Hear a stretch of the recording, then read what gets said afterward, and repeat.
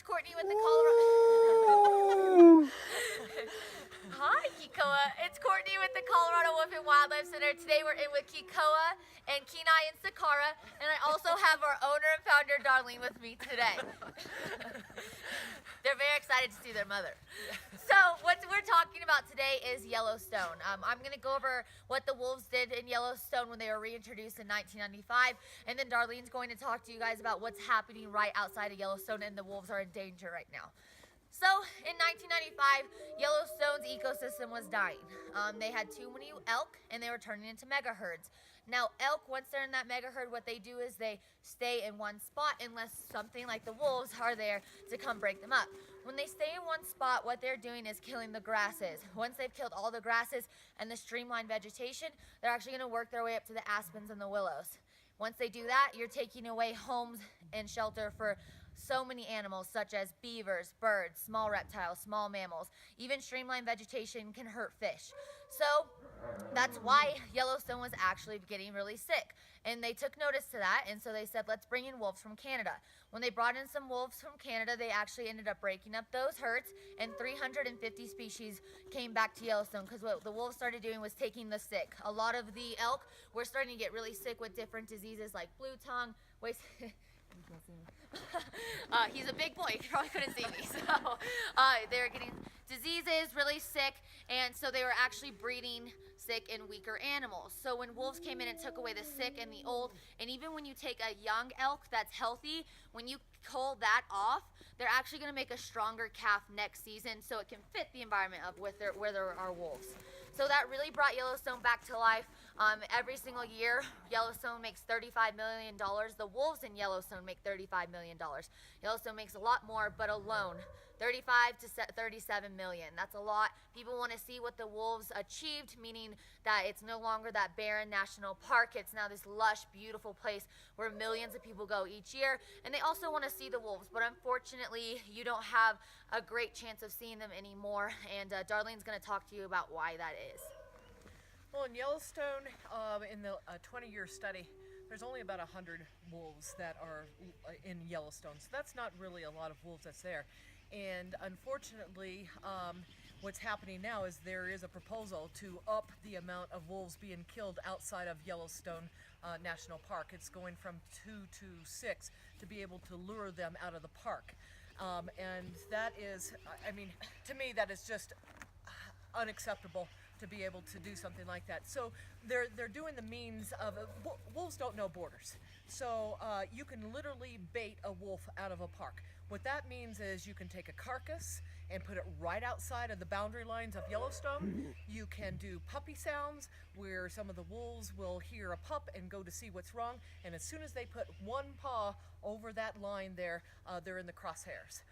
You can do trapping, you can do aerial hunts, and this is your Yellowstone wolves that are being killed and lured out. They have no idea what's going on. They're killing families, they break up the pack, and as most of you probably know, a pack is a family.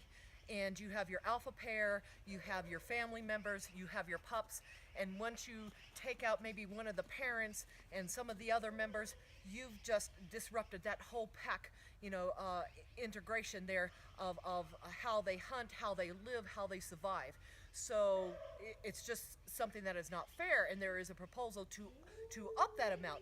If you think of the upping it just to 6 could be a whole pack family that they're willing to lure out of the park that is going to possibly be legal. So these are the things that we're going to keep you updated on information that we find out about it and how you can be a voice. I want to talk a little bit about wolves in Colorado. Colorado used to have wolves. We used to have our gray wolves here, and unfortunately we killed them all. We haven't had any wolves here since 1945 when the last one was shot. That's a long time to be absent without wolves. Look what happened with Yellowstone before we had wolves. We brought wolves back, and look how beautiful it is and why people go there because the whole ecosystem balanced out again, because you need a top predator like a wolf. They are an apex predator, and you take something, such an important link out of that, and everything else, it's a dominoes effect, and everything else starts to, you know, disintegrate. So wolves here in Colorado needs to come back. We have an elk population that is over 300,000 elk just in the state of Colorado. That's almost 100,000 more than our state can support. And they talk about, you know, as far as bringing, you want to come back and run in the wild, don't you? Bringing wolves back into Colorado would be such a great thing, and it would be good for our economy as well. And just like we was talking about, even though Yellowstone is, you know, worldwide known, you know, Colorado is a big tourism state. And just think about, if you want to talk about tourism dollars, if you had a pack or two into Colorado, you want to see tourism dollars, it would far exceed anything as far as any other place that you would do, or even hunting and fishing. It would exceed that. And we're not saying hunting and fishing is a bad thing, but we're saying, boy, you bring wolves to Colorado. For example, our little place up here in Divide. We're up in Divide, Colorado, tiny little place.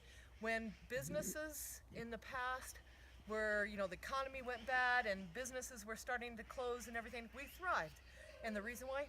People wanted to see wolves. And we get people from all over the world that will make this place a destination to be able to see wolves. So people do want wolves back into, you know, our environment, and they're willing to learn how to coexist. And that's the whole thing, learning to coexist with our wildlife. Why do we have to have it to where you can kill a wolf for what is it, $19 in the areas like Idaho and Montana and Wyoming, but yet an elk is over $800. It's $815. So they're, you know, of course, making the money off of that. So if you kill all your predators or get them down to such low numbers, you're artificially inflating the deer and elk populations so you can sell more hunting permits. And so that's why the big fight in Colorado, oh, don't bring wolves back, you know, because then they're going to have to manage the fact, and we need to have that balance in ecosystem. There are ways to be able to coexist together, and we're wanting to work with that. We will even work with, you know, Parks and Wildlife on that, as far as helping to get wolves back into our state, and you know, and to keep it to where we do have a balance there. So that's part of our mission here, and other organizations as well as getting wolves back into our state and protecting our Yellowstone wolves. And I hope a lot of people understand that you're actually, for the protein hunters, we have good relationships with protein hunters here. A lot of our meat comes from protein hunters. A lot of protein hunters in Colorado understand that if you were to bring wolves back, it's going to make their protein hunt stronger. So they actually come visit us and say, hey, we're with you. We're fighting for the wolves. We want a bigger elk next year, and we understand that when wolves are here, they'll cull off the ones that are sick and old and make the young stronger in the next season. So we're hoping that people outside of Yellowstone and Montana and the Gardner, Montana, understand that too, that they're actually going to be helping the protein hunter, which is kind of one of the bigger issues involving the wolves. So we hope that this is helpful for everyone. If you have any questions, please comment below. We're actually going to encourage everyone to watch a very short YouTube video. It's called How Wolves Change Rivers. It's about how the wolves came into Yellowstone and were able to change it within the 20-year time period. So everyone go and watch that, and also comment below and tell us what you found most interesting about that. That's one of our absolute favorite videos, so we'll definitely appreciate it. It's only 4 minutes out of your day, and I promise you, you'll absolutely love it. So again, I'm Kourtney from the Colorado Wolf and Wildlife Center. Darlene. And we will see you next week. Thank you. Bye.